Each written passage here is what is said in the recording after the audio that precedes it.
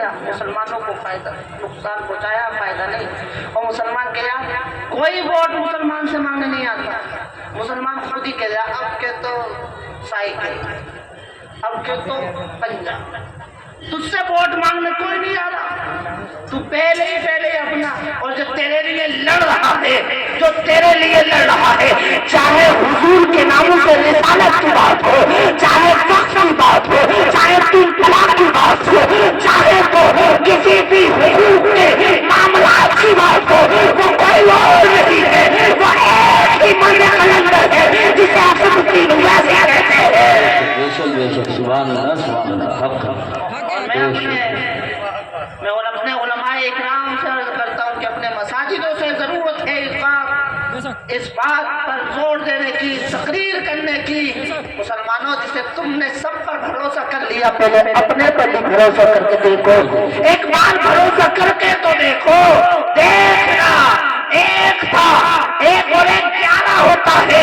جب بات آئی تھی نا ناموس رسالت کی تو یہ سائیکل والا کوئی نظر نہیں آیا تھا، یہ ہاتھی والا کوئی نظر نہیں آیا تھا، یہ پنجے والا کوئی نظر نہیں آیا تھا.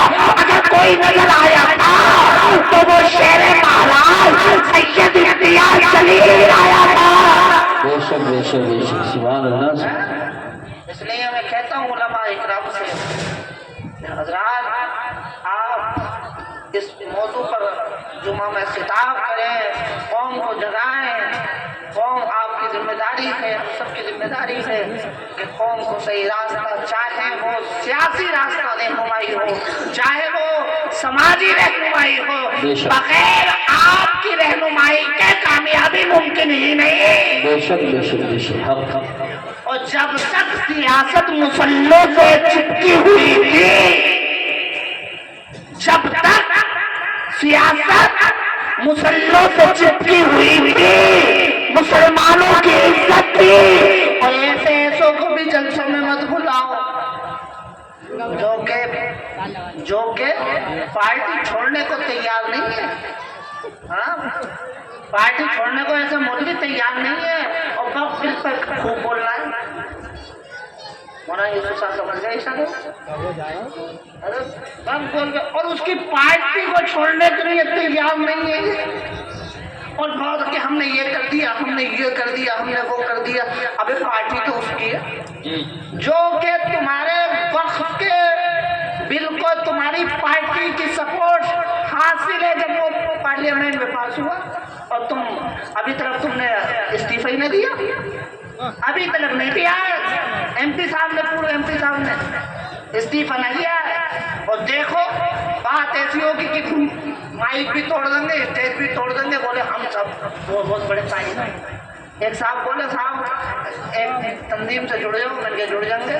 اور صاحب کس کی تنظیم ہے کہ ان کی تنظیم ہے. میں ان سے بولے بی جے پی کا چھوڑ میں چھوڑ دیں. ارے دو بار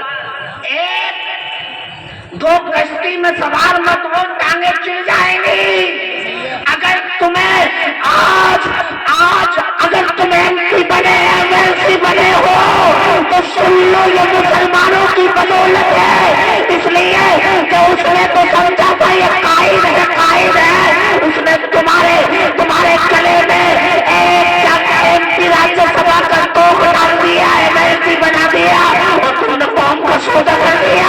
ایسی بات نہیں ہونی چاہیے. ہونا تو یہ چاہیے تھا کہ جان مانگو گے تو جان دیں گے، مال مانگو گے تو مال دیں گے. یہ ہم سے نہ ہو سکے گا کہ حضور کا جاؤ جرحد میں. سبحان اللہ ماشاءاللہ. عزت اسی کی ہوگی تو حضور کی عزت کی بات کرے گا. پڑوسی ملک میں بڑے ٹانگوں والے ناموس رسالت میں جب بات آئی تھی، بڑے ٹانگوں والوں کی ٹانگیں کانپ رہی تھی. لیکن نبی کا ایک غلام تھا جو کہ ویل چیئر پہ کہہ رہا تھا تجھے مانا تمہیں مانا نہ رکھا غیر سے کام للہ الحمد کی دنیا سے مسلمان. سبحان اللہ ماشاءاللہ. لہذا اپنا قائد پیدا کرو، اپنے اندر شعور پیدا کرو. ضرورت ہے بدلنے کی.